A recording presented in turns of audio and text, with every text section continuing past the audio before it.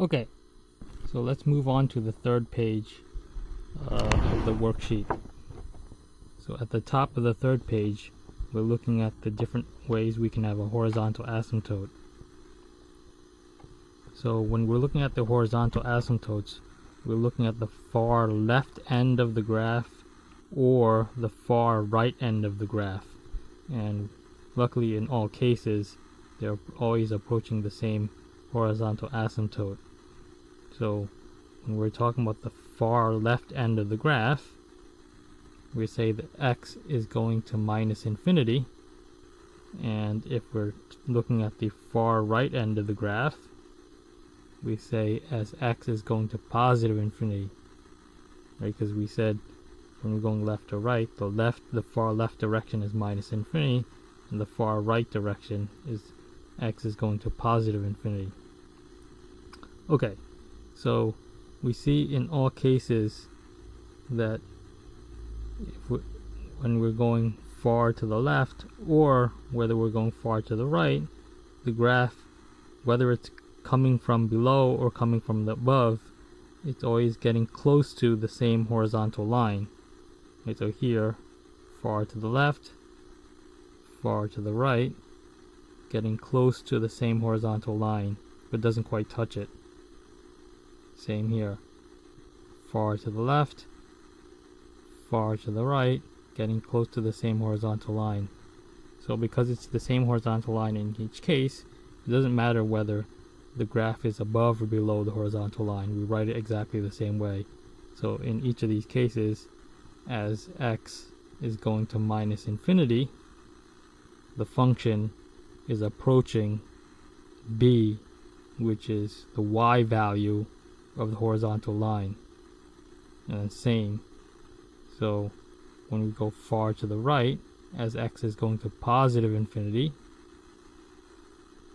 the function is getting closer to wherever the horizontal asymptote, the y value of the horizontal asymptote, which in this case is b. So we indicated that the function is getting closer to b. Okay, so those are the horizontal asymptotes. And finally, the last thing we want to pay attention to are what's called removable discontinuities and jump discontinuities. So we want to be careful here because this is the kind of thing that's very easy to get mixed up on. So as usual, when we approach something, we want to approach from the left and from the right. So in this case here, we're approaching a from both sides, right? So what we want to do is we want to locate the x value a, but we don't want to look exactly at a. We want to look from the left and from the right, and we want to approach it from both sides. So here we follow along the graph from the left approaching a, and also from the right approaching a, and we see which y value it's getting closer to. So in this case, the y value is located here, and the y value is b. So the way we describe this kind of feature is that as x approaches a from both sides, the function is approaching a y value of b. But because if we look exactly at a, the graph has an open circle, which we consider a hole, the function doesn't actually exist at a. Right? So if you get closer to a, the y value is getting closer to b, but at a, there's actually no actual y value, and we say it doesn't exist.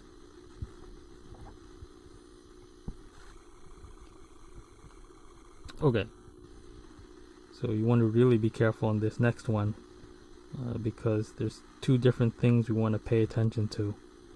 So again, when you're using the arrow notation, that means you're looking from the left or from the right, and you're getting closer to you're following along the graph and getting closer to some value.